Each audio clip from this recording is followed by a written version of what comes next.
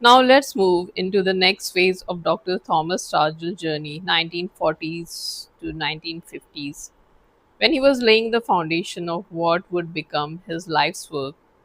After completing medical school at Northwestern University, Thomas Starzl went to Johns Hopkins in Baltimore and later to Jackson Memorial Hospital in Miami.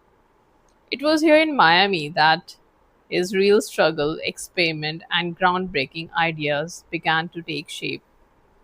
While working at the hospital, he set up his very own laboratory, not in some fancy research center but in a garage.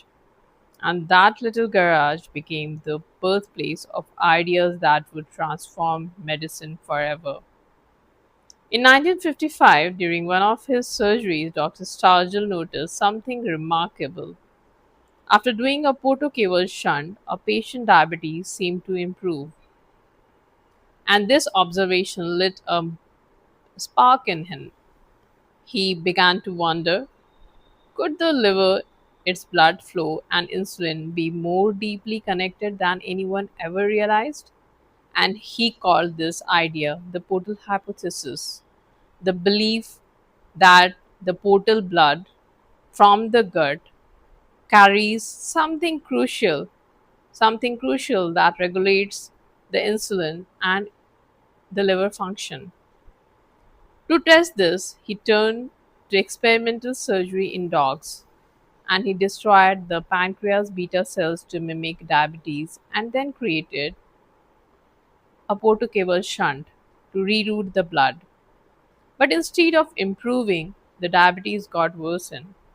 And that failure was a revelation that he needed to do something more.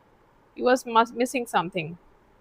And determined to understand, he realized that he had to go even further and remove the liver itself to truly understand its role. And that led him to develop a completely new technique. That's the first stage of liver transplantation, hepatectomy.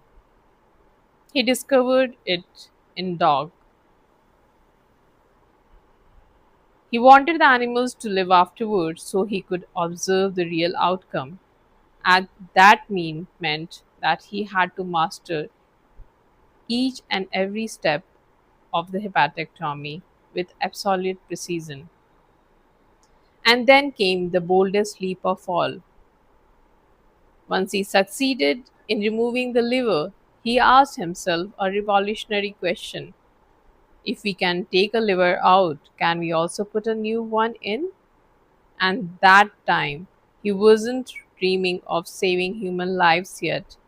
His only mission was to prove or disprove the portal hypothesis. But unknowingly, he had just planted the first seed of liver transplantation.